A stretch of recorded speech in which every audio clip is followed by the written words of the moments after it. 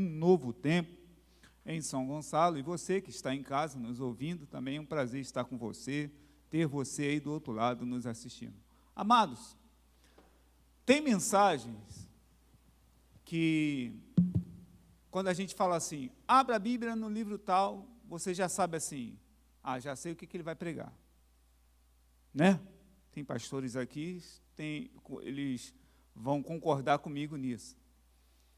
Eu, por exemplo, quinta-feira agora, eu estive na igreja do pastor Humberto, ministrei lá. E aí o pastor Humberto me chamou para pregar para famílias. Olha o texto que me veio para pregar para a família, aquele texto da lepra de Naamã.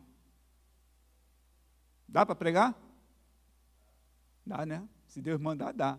Mas foi um desafio. E eu falei, como tirar? E eu estava com uma outra mensagem. Eu posso falar agora, que já passou, ele deve estar vendo lá. Eu estava com outra mensagem, falei, essa daqui se aplica mais, Marta, Maria, ansiedade e adoração e tal, vamos por esse caminho, e o Espírito Santo do Senhor, não, é aqui, é Naamã, é a lepra de Naamã, é os 7 mergulhos, isso tem a ver com família, tem família aí, e foi uma bênção, mas a de hoje não, quando eu falo, abra a Bíblia, vocês vão ver, ele vai pregar sobre isso, então, desde já eu vou antevendo que vocês, de cara, já vão entender aonde nós queremos chegar através do Espírito Santo de Deus nessa noite. Sim, abra sua Bíblia no livro de Isaías, profeta Isaías.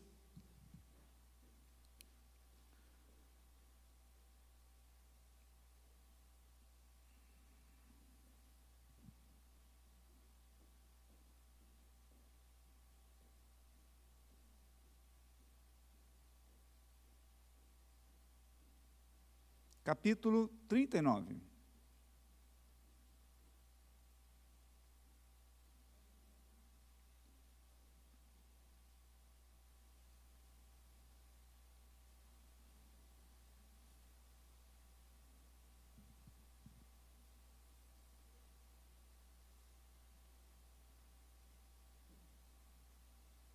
O silêncio me diz que todos acharam. Amém? Então vamos lá. Profeta Isaías, capítulo 39. Naquele tempo, enviou Merodach-Baladã, filho de Baladã, rei de Babilônia, cartas e um presente a Ezequias, porque tinha ouvido dizer que havia estado doente e que já tinha convalescido. E Ezequias se alegrou com eles, e lhe mostrou a casa do tesouro, a prata e o ouro, e as especiarias e os melhores ungüentos, e toda a sua casa de armas, e tudo quanto se achava nos seus tesouros. Coisa nenhuma houve nem em sua casa, nem em todo o seu domínio, que Ezequias lhes não mostrasse. Então, o profeta Isaías veio ao rei Ezequias e lhe perguntou, o que foi que aqueles homens disseram e de onde vieram ter contigo? Respondeu Ezequias, de uma terra remota vieram ter comigo de Babilônia. Ele ainda perguntou, que foi que viram em tua casa? Respondeu Ezequias, viram tudo quanto há em minha casa, coisa nenhuma há nos meus tesouros que eu deixasse de lhe mostrar.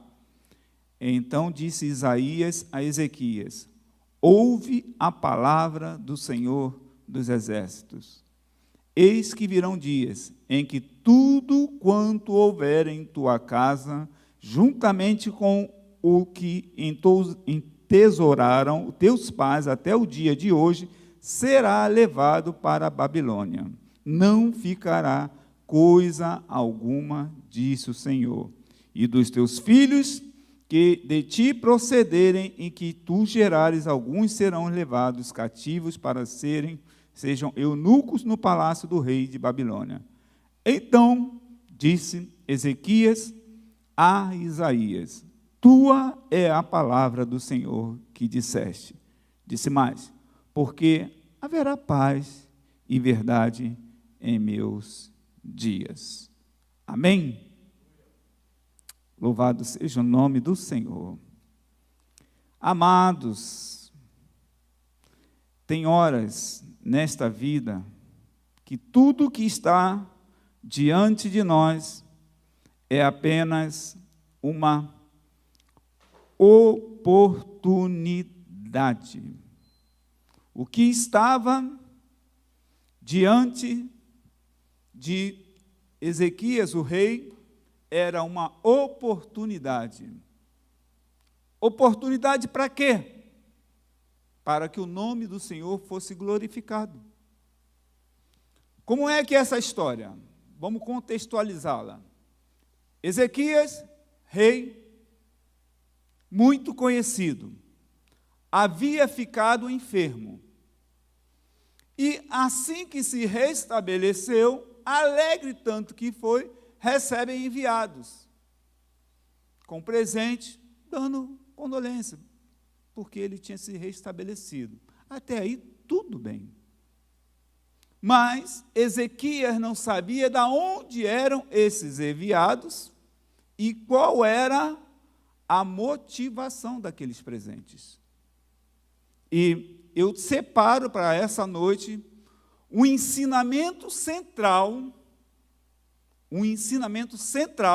desta passagem bíblica e 3 ensinamentos adjacentes, que podemos tê-los como para prática no nosso dia a dia. Que ensinamento central nós temos aqui? Ezequias, rei, perdeu uma grande oportunidade de glorificar o Senhor. Ele havia ficado doente, ficou restabelecido. Tudo que naquele momento ele deveria, porque a doença de Ezequias espalhou, porque ele era rei. Vocês veem hoje aqui, um vizinho de vocês está com Covid. É uma coisa. Meu vizinho está com Covid. O governador está com Covid. Sai no noticiário, das 7, das 8, das 9, no jornal. É ou não é? Então, dependendo da fama, dependendo do status, maior vai ser a repercussão. E Deus permite que aquele rei seja restabelecido, porque pelo restabelecimento do rei, aquele nome, o nome do Senhor ia ser glorificado naquela vida. Mas ele não entendeu a experiência pela qual ele passou.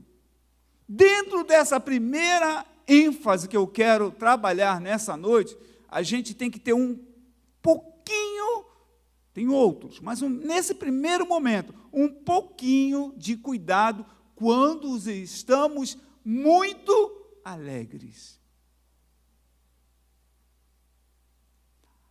O inverso também acontece. Tá? Temos que ter cuidado, sim, quando estivermos passando por um momento de tristeza.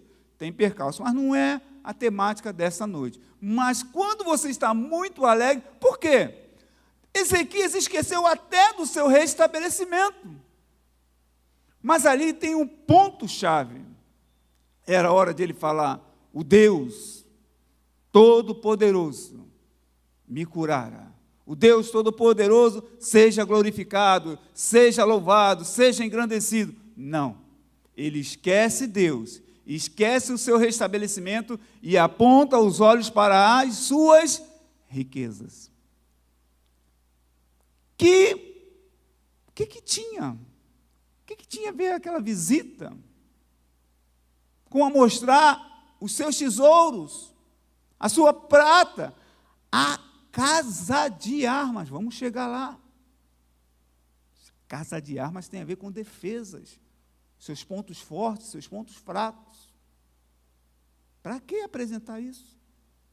Mas naquele momento, era o momento do nome do Senhor, nosso Deus, Deus dele, ser glorificado. Então, amados, pegue esse ensinamento nessa noite. Se algo acontecer na sua vida de bom ou ruim, como diz naquele texto em que aquela menina, que o menino nasce já doente, e o que o Senhor Jesus fala? Essa enfermidade não é para a morte, mas é para que seja revelada a glória do Senhor. Você pode estar andando tudo certinho na sua vida. Tem percalços que acontecem em nossas vidas, que são disciplinas do Senhor. Hoje eu estive em Japeri, ministrando a ceia lá. É a razão que a Roberta não esteve aqui. A gente de Japeri foi para Engenheiro Pedreiro, tinha uma outra reunião, Engenheiro Pedreiro, E agora, à tarde, descansamos, estamos aqui. Aí ela me pediu licença hoje, meteu um atestado hoje à noite, e hoje ela não está aqui comigo. Quem está comigo aqui é o Gabriel, meu genro. E aí nós estivemos lá, ministramos. O que diz o texto da ceia? Quando somos disciplinados, nós somos disciplinados para não sermos condenados com o mundo. Então, aqui e acolá, quando a gente foge um pouco do trilho, o Senhor vai e nos apacenta, ou seja, nos coloca para dentro do trilho. Isso é disciplina. Às vezes o pessoal entende que é Deus mau, Deus que... Não, é só uma disciplina. Você está indo fora do trilho. Então, é quando você está errando, mas você está fazendo tudo certo. Está dando dízimo, está dando oferta, e daqui a pouco o teu carro bate de frente. Há de se perguntar, né? O que houve? Às vezes Deus permite, quer seja um acidente, quer seja uma doença, seja lá o que você for passar ou venha passar, entenda, primeiro, aquela situação precisa ser para a glória do Senhor. Que às vezes a gente se encanta tanto com a cura, com o bem material que a gente consegue, um carro, uma casa, e que a gente esquece que aquilo ali foi providenciado por Deus para que o nome dele, o nome do Senhor, fosse engrandecido. A primeira questão a ênfase que eu trago nessa noite para os irmãos é esta. O mal de Ezequias foi ter virado o centro das atenções da sua cura por Deus, para pegar os olhos dos visitantes e levar para os seus bens materiais, para as suas conquistas. Quando você apresenta o ouro, a prata, todos os ungüentos, como diz a Escritura, a casa de armas, ele está falando, olha aqui como é que eu sou forte, olha como eu sou poderoso, e isso é perigoso. O mal maior foi esse aí, ter tirado o foco da glória do Senhor para as questões que eram pessoais dele. Mas tem alguns outros ensinamentos, e eu quero falar pontuá-los agora, um a um. Primeiro lugar, você não precisa dar crédito a toda a informação que você recebe. Aqui, os enviados, no prosseguimento do texto, deixa muito claro que a missão era de sondagem. Fato é o que vai acontecer depois, quando essa terra é invadida e todos os seus moradores vão para o exílio. E aonde tinha muita prata, onde tinha muito ouro? Era ali. Desculpe aqui a expressão, aos amados. Esses caras aqui eram o pessoal da inteligência, querendo saber onde era a boca. Foi lá e Ezequias caiu. Então, quando você receber uma notícia, alguém, com alguma história, porque eles vieram com uma história, nós viemos aqui trazer presente e ver como está a sua saúde, porque soubemos que o Senhor se recuperou. Isso é um conto. Você não é obrigado em acreditar em qualquer história que seja contada. Aprenda isso. Porque às vezes chega uma pessoa na sua casa, no seu trabalho, e conta uma história, sabe? Uma história para te envolver, mas você não sabe, se não for revelado pelo Santo Espírito do Senhor, com qual motivação aquela pessoa está se aproximando de você. E por qual razão ela está contando aquela história. E tem gente que sabe contar história, é ou não é? Não tem aquela pessoa que quando começa a contar uma história, a lágrima vem nos nossos olhos? E às vezes é mentira.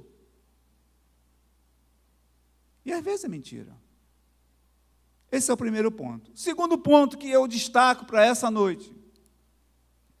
Respeite as variantes da vida. Visita por enfermidade. O assunto é enfermidade. Eu vim aqui na sua casa porque soube que você teve doente e está curado. Vamos falar sobre o quê? Enfermidade. A pessoa está no teu trabalho e fala uma dificuldade. Eu estou com uma dificuldade com o chefe. Você fala sobre o quê? Sobre o assunto que é tratado. vai apertar daqui a pouco. Eu estou indo um pouco pelas beiradas, para daqui a pouco a gente ir no epicentro do tema. Mas a gente tem que ter muito cuidado com as situações, com as pessoas, com as abordagens. Deus, essa semana, fez uma coisa maravilhosa na minha vida. Quando foi, meu Deus? No dia que eu desci do Humberto. Desci da igreja do pastor Humberto, já cheguei em casa, era 1h, que a gente parou para fazer um lanche, lá em Teresópolis. Aí chegamos em casa 1h. Quando eu estou saindo, eu esqueci minha máscara dentro do carro. E saí do carro sem máscara. E indo para casa, né? Já saí sem máscara. E aí, 1h da manhã que eu estou falando, vem um rapaz vendendo docinho. 1h da manhã. Não se aproxima de mim. Eu estou sem máscara e você sem. Outra hora a gente conversa. Mas assim mesmo, dessa maneira. Não vou pagar de santinho aqui, de pastor aqui, falando que eu falei, olha, meu amado no Senhor Jesus, eu considero a sua situação. Então, não, eu fui bem conciso ali. É isso. Fica distante, você está sem máscara, eu sem. Tá. Chegou em casa, o Espírito Santo me incomodou. Que forma forte que você tratou. Deus é muito bom. Eu saio ontem para passear com a minha cachorrinha. Hoje é domingo, ontem, sábado. O evento foi na quinta. Eu saio no sábado para passear com a minha cachorrinha. Quando eu saio, quem está passando por mim? O vendedor de docinho. E era vendedor de docinho mesmo, gente? E aí o Espírito Santo me levou a pedir perdão a ele. Poxa, rapaz, você na quinta-feira me abordou. E eu estava cansado, chegando de viagem, eu sem máscara, você sem, eu pedi distância, você me desculpa aí, quando tiver docinho, não, de boa, aquela coisa de jovem, está suave, tio, está suave, valeu e tal, mas a gente fica meio preocupado, né? 1h da manhã vendendo docinho, dá para acreditar? Não é ou não é? Com todas as notícias que a gente tem no dia a dia, mas o Espírito Santo me levou, eu falei, poxa, me perdoe. E ele me deu essa oportunidade. Encara, ontem, quando eu vi aquele garoto, e cadê o docinho? Acabou, tio. Rapaz, naquele dia eu fui grosso contigo, hein? Foi mal aí, estava cansado. Não, tio, está suave e tal. Falei, estou te devendo, próxima vez que tu passar aqui na Redondeza, se esbarrar eu, comprar um docinho. Mas vamos aos ensinamentos que ainda temos aqui. Esse texto também nos ensina, além de abordagem, que a gente não pode receber todas as pessoas em todos os ambientes. Não abram as salas dos seus tesouros. O que são as salas dos seus tesouros? A sua vida financeira íntima. Tem gente que não pode chegar perto do outro, tem que ficar falando de dinheiro. Conhece gente assim? Ou só eu que conheço? Que a situação está assim, que a conta de luz, que isso, que aquilo, é a tua conta, é a sua vida financeira, é a vida financeira da sua família, é coisa da, sabe? Então não abra essa sua área, porque uma área, até se as duas coisas são ruins. Se for para dizer que está tudo bem, pode te trazer problema no futuro. Eu sei onde tem dinheiro. Aonde tem dinheiro? Na casa do Gabriel. Ele falou uma vez que estava tudo bem por lá. Quando invadiram, o primeiro lugar que foram foi aonde? Foi no palácio. Porque sabia que o tesouro estava onde? A prata estava onde? Os linguentos estavam onde? Estava lá. Ele abriu, ele deixou o muro dele baixo, descoberto. Às vezes a gente deixa a nossa vida muito aberta. Agora então, amados, com Instagram, Facebook, WhatsApp, aí então a vida ficou aberta. Tem gente que não pode sentar numa pizzaria, a pizza vir bonita e partiu, selfies. Olha a pizza, comendo aqui. Isso tem sido de um perigo ultimamente. Já viu como a violência, hoje a pessoa que é maldosa, violenta, ele não tem muito trabalho para seguir uma pessoa, não. Eu ontem estava conversando com uma mãe que estava falando, minha filha, quando acorda, ela posta o café da manhã, depois ela indo para a academia, depois ela correndo, quando ela para no meio da corrida, onde ela parou. Gente, isso é um perigo. Então, a gente tem que ter um pouco mais de privacidade. E uma coisa aqui, dentro de entrar a sala dos tesouros. Além da sala dos tesouros, a gente tem que ter uma preocupação. Uma preocupação. Uma é a pessoa que você recebe no seu portão. Uma é a pessoa que você recebe no seu portão. Tem gente que, dada a intimidade, dadas as circunstâncias, você não pode receber na sua casa. Recebe lá no portão. De lá mesmo, ela é despachada.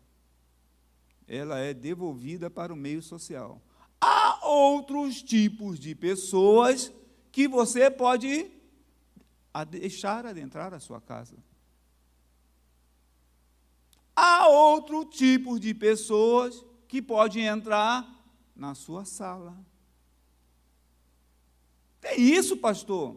Se não tem na sua vida, eu gostaria que, no nome do Senhor Jesus, esse texto te ensinasse isso. Porque é sabedoria. Talvez esse texto aqui deveria estar lá em Provérbios, que também o Salomão vai falar sobre isso aqui lá. Tá? Mas poderia estar lá. É muita sabedoria que esse texto de Isaías traz para a gente. 39. Cuidado com quem você está recebendo na sua sala. Tem gente que está sendo recebida na sua sala, tem gente que está sendo recebida aí nessa sua sala onde você está, que não deveria ter passado da porta. Não deveria ter passado na porta. Era lá do lado de fora que ela tinha que ser recebida e pronto. Amém. Para pela sala, pastor? Não. Tem gente que não pode ser recebida na sua cozinha. Tem gente que você recebe na sala, mas não recebe na cozinha. É ou não é? Cozinha não é lugar de mais íntimo? Ou você recebe qualquer pessoa da sala, vai entrando. É ou não é? Eu, por exemplo, eu chego na casa do meu filho. Eu peço água. A cozinha é da esposa dele e dele. É claro que ela cansava de falar comigo. Não, pega lá, abre lá, sai da casa. Mas até eu escutar você é da casa, eu pedi água. Porque não é uma coisa importuna você receber alguém e essa pessoa avançar, atravessar os limites. Todos nós temos limites. A vida é feita de limites. Uma das coisas que eu aprendi quando avô, que nós pais precisamos dar mais limites aos nossos filhos. A geração que está aí desequilibrada é por falta de limite. Cada um tem o seu limite. Cada um tem o seu ambiente. Deixa eu contar uma experiência. Olha, qualquer coisa a culpa é do pastor Lucena, tá? Ele falou que eu estou com tempo à vontade. Mas uma experiência que eu passei aqui. Eu tenho um amigo, a gente vai no Comerge. Comerge é o Conselho Estadual dos Pastores. Aí são várias igrejas, presbiteriana, Assembleia de Deus. Atualmente eu acho que o presidente era o pastor Silmar Coelho, atualmente eu acho que voltou a ser o pastor Silas. Então tem um café dos pastores e o café de outros pastores. Naquela outra sala ali, senta Silas Malafaia, Silmar Coelho, o pastor lá da comunidade da Zona Sul, pastor Manuel. Os pastores não são diferentes, mas alguns pastores mais seletos sentam ali naquela sala. É uma sala que cabem 20 pessoas. E a grande maioria dos pastores vão comer lá junto com outros pastores, uns 200 pastores. Toda vez eu vou nesse Comerge. Toda vez vai eu, pastor Samuel, e um amigo meu, pastor Aloísio. Só que ele tem entrada naquela sala. Ele é da diretoria do Comerge. Eu não tenho entrada naquela sala. Quando a gente sai do carro, geralmente eu vou de carona com ele, quando a gente sai do carro, eu só falo assim para ele, amigão, no final a gente se encontra aqui no carro. Eu já sei que o meu limite de contato com aquele meu amigo É ali no carro, porque ele vai entrar numa sala que eu não posso entrar. Houve uma vez que ele abriu uma exceção. Assim que eu fui eleito vice-presidente da convenção, ele quis apresentar aos outros pastores que o novo vice-presidente da convenção era eu. Aí ele disse: Samuel, hoje você vai entrar comigo para tomar café.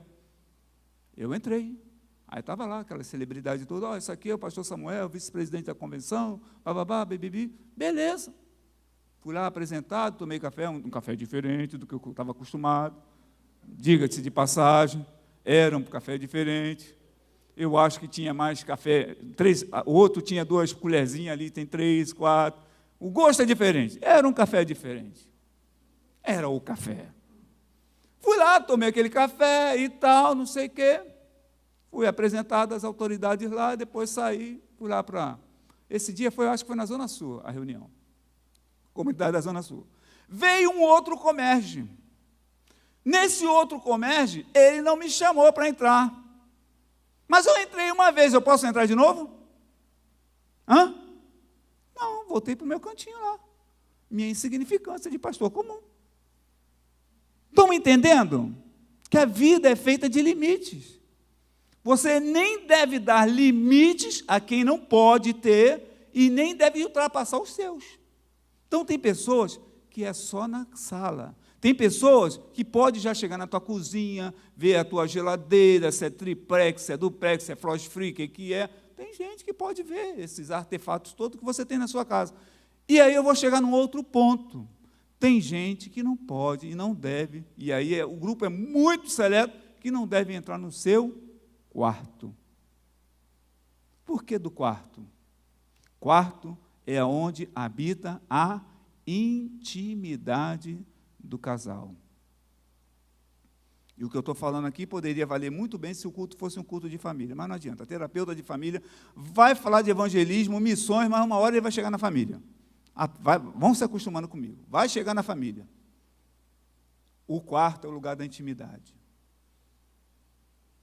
Ali, velho, pouquíssimas pessoas têm acesso. Ah, pastor, o senhor está querendo dizer que eu não posso levar alguém no meu quarto? Pode levar e deixar até dormir. Eu não estou falando nesse sentido. Capite a ideia, por favor. Eu estou falando que o que acontece no seu quarto tem que ficar no seu quarto. Eu não estou falando que as pessoas adentrarem ao seu quarto. Eu estou falando do seu quarto, as informações, as intimidades, saírem do teu quarto e virem para a sala, virem para a cozinha, virem para o teu local de trabalho, virem para o meio da tua parentela. Estão me entendendo? Cuidado com isso. Ah, mas eu estou falando, pastor, é porque eu quero uma ajuda, eu estou me desabafando, eu quero me abrir. Até para se abrir com alguém, você precisa orar a Deus, para Deus enviar essa pessoa. Aprenda. Conheci quase coroa aqui de 53 anos. Até para se abrir com alguém, você tem que pedir a Deus essa pessoa. Cuidado com as suas intimidades. Aqui, ele está falando no texto que foi apresentado a casa, minha reguinha aqui, a casa das armas, é o lugar da defesa. Muitas vezes a sua intimidade é a sua defesa. Você fala da sua intimidade para um colega de trabalho. Ele não está preparado ou não está qualificado para receber essa informação. Hoje ele é teu amigo, e se ele virar inimigo? Já parou para pensar com quem você está se desabafando? Tem certeza que ele vai ser seu amigo eternamente? Cuidado com isso. Cuidado com a casa das armas. Cuidado com aonde está teu sistema de defesa. Há informações ali que são muito privadas. Muito privadas. E eu canso de dizer, não é porque minha esposa é psicóloga, não. Mas está precisando se desabafar, está num momento da vida que precisa de uma terapia. Se você tem, aqui na igreja eu sei que tem um ministério de casais, gente, né, amado? Gente qualificada que é treinada para esse serviço de acolher, de escutar pessoas tecnicamente qualificadas. Mas sabe o que a gente vê por aí? Há um problema conjugal. E qual é a família aqui que não tem um problema conjugal, não tem um problema, não passa por problemas? Todas.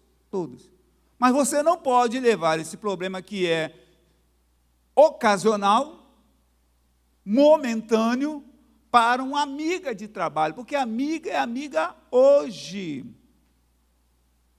Ela é amiga hoje, mas amanhã, se vocês se tornam inimigas, adversários, aquilo que era informação vira uma potência, vira uma arma contra você. Estão me entendendo? Estão acompanhando o raciocínio? Vira uma arma. Então, amados, cuidado. Tiago vai falar, cuidado com essa coisinha que você tem aqui dentro da boca.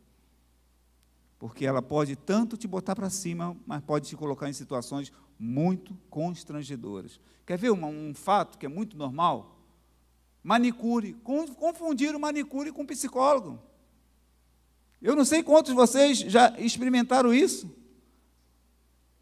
A mulher vai na manicure, aí começa a falar da sua vida conjugal.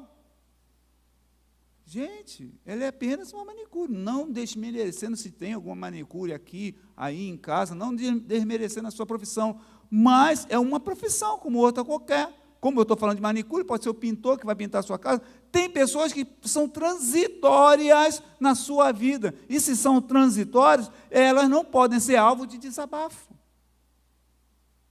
Não é com essas pessoas. Eu estou falando da manicure, que eu vi um livro muito interessante, gente. Eu vi um livro escrito por uma manicure, intitulado As Confissões de uma Manicure. O que ela fala é coisa que eu fico, meu Deus, como é que as pessoas estão com uma vontade imensa de botar informações para fora? Cuidado com isso, meu amado. Cuidado com isso. Esse texto de Isaías nos ensina muito sobre isso. Casa das armas, seu sistema de defesa, cuidado com as informações. Agora, mais do que nunca, tem lei aí tramitando sobre isso. A gente vai ficar mais cerceado sobre informações aí. Não sei onde vai parar esse negócio, mas a coisa está tramitando. Mas cuidado com informações. Eu já vi gente, eu trabalho com casais, eu já vi gente que perdeu o casamento, porque elogiou muito o marido para uma mulher que não deveria. Pastor, misericórdia, dentro da igreja evangélica, se você quer saber. Deixa eu repetir, eu já vi gente que perdeu o marido porque elogiou muito o marido para uma amiga, dentro da igreja evangélica. A gente já viu de tudo, temos visto de tudo, o amado já deve ter visto muitos casos assim. Então, cuidado. Está muito ansioso, vai no médico. Oração resolve, tá? Oração baixa a ansiedade, que é uma beleza. Meia hora de oração, dá uma baixada. Jesus, quando abriu o seu dia com oração, ele estava nos ensinando algo. Jesus, quando fechava o seu dia com oração, ele estava nos ensinando algo. E é algo que ele nos ensinou e nós precisamos praticar, porque baixa, amado. Eu estou falando, isso está provado, não estou falando da última revista da Escola Bíblica Dominical, não. Cientificamente está comprovado que a oração baixa a ansiedade. Porque você está... Aí eu vou ter que entrar fugir um pouquinho da mensagem. Você tem que entender, crente que você é, que você está orando diante de alguém. Porque tem gente que ora e pensa que Deus não está ouvindo. Mateus 6, me ajudem. E quando orares, entre no seu quarto, fecha a tua porta, e o teu pai, que te vê em secreto, te recompensará, te atenderá. Então, a gente tem que entender que quando nós estamos com o joelho dobrado, nós estamos falando audivelmente, aos que oram assim, audivelmente, e alguém está nos ouvindo. Quando você se conscientiza disso, isso faz bem para a sua saúde emocional. Baixa a necessidade de ter que ficar falando da nossa vida para outras pessoas. Não andeis ansiosos em coisa alguma, antes façais conhecidas as vossas petições através de súplicas, ações de graças, né? E a paz, olha a sensação de leveza aí que a medicina já comprovou, e a paz de Deus, que excede todo entendimento, guardará os vossos corações e as vossas mentes em Cristo Jesus. Quantos já tiveram essa experiência aqui? De estar no meio de um reboliço e começou a orar e chegou aquela paz? Só eu, gente? Ah, bom, não me deixa sozinho, não. Mas você entra naquela angústia, tu está com aquele problemão, tu entra a hora, coloca ali aos pés do Senhor, e depois que você colocou aquela questão diante do Senhor, crendo que Ele ouviu, porque senão é uma reza. Orar para a parede é reza. A oração é um diálogo, você tem que entender que você está falando, alguém está ouvindo, poderá falar ou não naquela hora ou depois. Ele é o Senhor. Mas a gente precisa entender que se a gente colocar essa prática da oração no nosso cotidiano, a gente vai falar menos. Vai ter necessidade de ficar se abrindo com qualquer pessoa. Foi esse o erro de Ezequias. Está aqui, entra aqui. Olha aqui quanto de ouro tem. Olha aqui, quanto tem de prata aqui no palácio. Olha aqui as iguarias aqui como estão. Olha aqui o material bélico que eu tenho. Anos depois foi tudo levado. Vamos trazer para a nossa realidade. Você conhece uma pessoa, começa a trabalhar. Tem 2 meses que você trabalha com essa pessoa, vai levar para a sua casa, vai mostrar a sua televisão de LED, tua geladeira que custa R$3.000, a tua cama box lá, que é king size, multi-bruce, sei lá. Não vai. Não vai. Porque essa pessoa tem 2 meses de intimidade contigo. Hoje ela é uma trabalhadora, amanhã ela pode ser de uma facção. Gente, vocês não vêem noticiário? Será que sou eu que tenho atentado para isso? A pessoa entra e você vai, olha aqui, e tal. Só falta dar a senha do cartão. E quando precisar de cartão, tem aqui a senha e tal. A de e-mail a gente já dá para muita gente, né? É ou não é? Quantos aqui têm necessidade de dar a senha do e-mail? Eu tenho. Mas para quem eu posso confiar? Então, esse texto de Isaías nos ensina que nós precisamos ter a nossa vida mais preservada. Aí, se eu quisesse espiritualizar muito, você vai perguntar assim, pastor, mas o senhor está falando isso, tem a ver com olho grande? Também. Também. Pastor, você acredita nisso? Rapaz, eu acredito em forças positivas e negativas, porque a Bíblia fala sobre isso, sobre trevas e luz. Tem gente que está cheia de luz, e tem gente que está cheia de trevas. Tem gente que não é bom ouvir a tua vitória. Não é bom. Tem gente que não é bom. Quer contar a sua vitória? Vem aqui na igreja, dê o seu testemunho para a glória do Senhor, mas não fique contando vitória para qualquer um. Não faz bem. Tem gente que não está preparado para ver o avanço do outro. O avanço é seu, o avanço é da sua família, é para a glória do Senhor, não é para qualquer um. É para a glória do Senhor. Amém? Vamos ficar de pé? Eu quero orar por você nessa noite. Eu espero que no nome do Senhor Jesus, essa palavra singela, mas que falou muito ao meu coração, venha falar ao seu coração. Essa palavra, ela nos chama para uma mudança de hábito. Ela nos chama para uma nova postura, uma vigilância.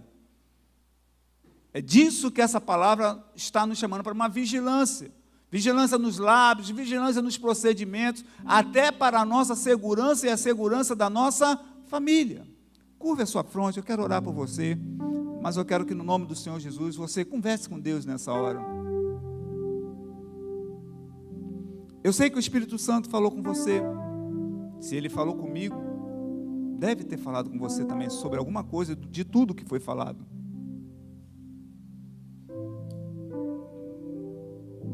Se você tem vigiado pouco nessa área, peça ao Espírito Santo sabedoria. Se há entre vós alguém falto de sabedoria, peça a Deus, que Ele vos dará em abundância. Se for necessário pedir mais sabedoria, peça mais sabedoria. Senhor, eu tenho sido pouco sábio nessa área. Eu tenho levado pessoas na minha casa que não deveria. Tem pessoas que entram na minha sala que não deveria. Pessoas que entram na minha cozinha que não deveriam. Tem pessoas que não entram no meu quarto, mas eu tenho trago o meu quarto até essas pessoas. Eu quero, no nome do Senhor Jesus, nessa noite, que o Senhor me ajude a ter mais controle sobre essas questões. Conversa com Deus.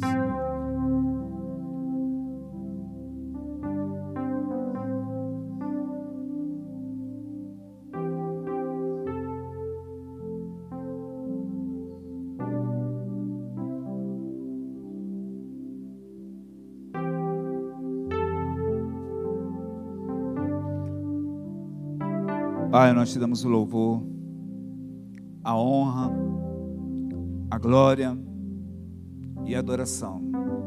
Tudo é teu, Senhor. Toda a honra, toda a glória, todo o louvor e toda a adoração. Senhor, derrama a unção de sabedoria sobre os que estão aqui no santuário. Também a esses que nos ouvem, nos assistem em suas casas. Derrama da tua sabedoria. Ah, como somos necessitados, como estamos necessitados de tanto mais sabedoria do que aqui o Senhor já tem nos dado. Vai derramando, Senhor, a tua sabedoria. Dai-nos um espírito de vigilância. O Senhor Jesus nos ensinou que devemos orar, mas também nos ensinou que nós devemos vigiar. Dai-nos mais vigilância, Pai, nas nossas atitudes, nas nossas falas, nos nossos desabafos. Dai-nos, Senhor, precisamos disso. Eu entrego, Pai, no nome do Senhor Jesus, cada uma pessoa que está aqui neste santuário, cada uma dessas pessoas que aqui estão e que receberam a Tua palavra nessa noite. Eu os coloco debaixo da unção de sabedoria que o Senhor tem para nós nessa noite, neste lugar. Eu também coloco diante dessa unção de sabedoria todos que nos assistem em casa, Pai, que entenderam o recado do Senhor essa noite, um recado de prudência, de vigilância, que no nome do Senhor Jesus eles sejam visitados, que essa unção de sabedoria nos seus procederes, nas suas linguagens, nas suas posturas, e que em tudo o teu nome seja glorificado. Se é assim, Pai, a bênção sobre os que aqui estão e sobre os que estão em casa, eu oro e peço que assim seja feito, em nome do Senhor Jesus. Antes de finalizar, amados, eu volto aonde eu parti. Cuidado, tem bênçãos que só é para a glória do Senhor, nem deve ser comentada. Ela só é para a glória do Senhor e glorifica